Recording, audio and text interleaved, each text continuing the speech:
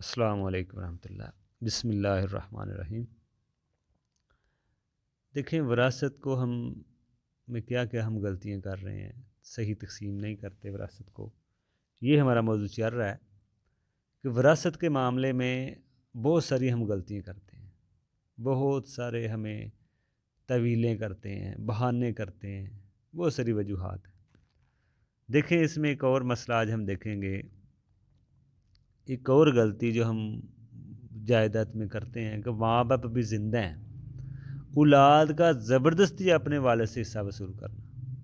دیکھیں اگر اپنی خوشی سے دے دیں، برابر برابر بچوں کو ہبہ کے طور پہ، ہدیے کے طور پہ مال دے دیں، وہ الگ معاملہ ہے، لیکن زبردستی والدین سے، ماں باپ سے اس کا حصہ لینا، جی ہمیں ہمارا حق دو، یہ لوگ اولاد لا علم ہے، ان کو نہیں ابھی پتہ کہ والد اب زندہ ہو تو والدہ کے مال میں ہمارا کوئی حق نہیں بطور مالک۔ ہاں اگر آپ کہتے ہیں خوشی خوشی وہ دے دیں، الگ معاملہ ہے، وہ بھی برابر برابر والی شرط کے ساتھ۔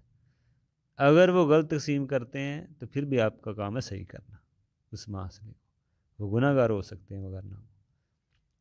جو وہ دے دیں آپ کو دے دیں، جو ان کے پاس بچے گا وہ وراثت کی طرف بعد میں تقسیم ہو جائے گا۔ تو یہ ایک غلطی ہے اولاد کی، ماں باپ سے حصہ وصول کرنا زبردستی، یہ ظلم ہے ماں باپ پہ۔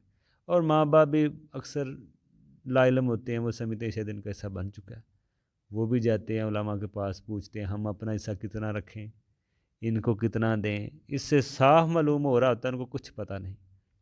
اگر ان کو علم ہوتا تو وہ کہتے کبھی تو آپ کا حصہ بنا نہیں، آپ کو کیا حصہ دیں، ابھی تو بنتا ہی نہیں، آپ کا حصہ تو وراثت میں بنتا ہے۔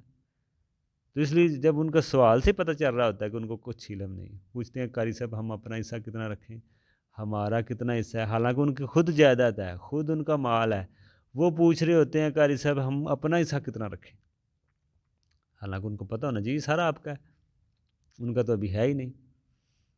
تو اس لیے بعض لوگ یہ بھی سمجھتے ہیں کہ حصہ زندگی میں ہی سارا بانٹنا ضروری ہے، تو یہ بھی غلطی ہے۔ ہم غلطیاں دیکھ رہے ہیں جو وراثت کے صحیح نہ تقسیم ہونے پہ ہم جو کرتے ہیں، جو بہانے کرتے ہیں، اور کون سی ایسی وجوہات ہیں۔